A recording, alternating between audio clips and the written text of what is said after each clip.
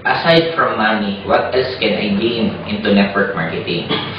Nung nag-networking ako, to be honest with you, ang una kong talagang nakapag-inganyo sa akin mag-networking is income. Of course, gusto ko yung income, gusto ko magkaroon ng sasakyan, gusto ko mag-travel ng iba't ibang countries.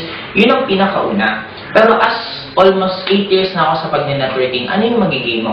Number one, you will gain lots of friends na positive. Kasi pera biro, kaya tayo nahihirapan yumaman. Akala natin kasi mahirap talaga yumaman. No, nagkataon lang. Ang mundo natin, mas marami tayong friends na ang isip lagi, isip minimum wage. Isip makasurvive lang. Bibihira tayo magkaroon ng friends na iniisip, paano yumaman, yung pinaka-major goal sa buhay. Now, number one, you will gain lots of friends. Second, magkakaroon ka ng maraming access. Nakatulad sa akin, nung hindi pa ako nag-networking, hindi ako nagbabasa ng libro. Pero because of networking, since maraming tao na nagsasabi sa akin na pag ito binasa mo tong libro to, magiging successful kapag ito, mas marami ngayon ako natututunan. Maliban sa magiging ka ng maraming friends, second, magiging positive kang tao. Magiging self-motivated ka, magiging hindi ka mismo pabigat sa government. Kasi actually, ang government para sa akin, yun yung naging scapegoat ng maraming mahihirap.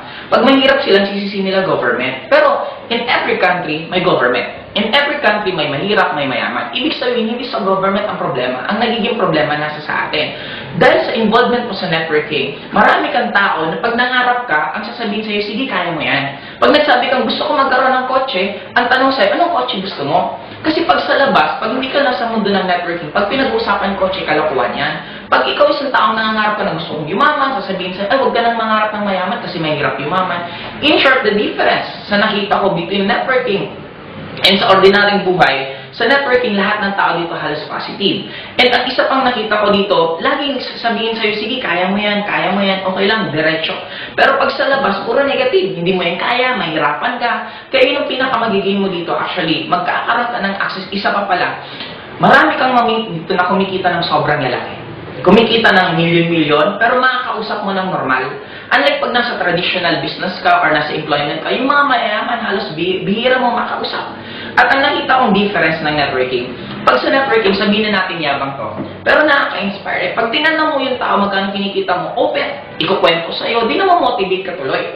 Kaya lang pag sa traditional business, pag tinanong ng negosyante, anong sagot lagi? Hindi nga mahina nga yung negosyo.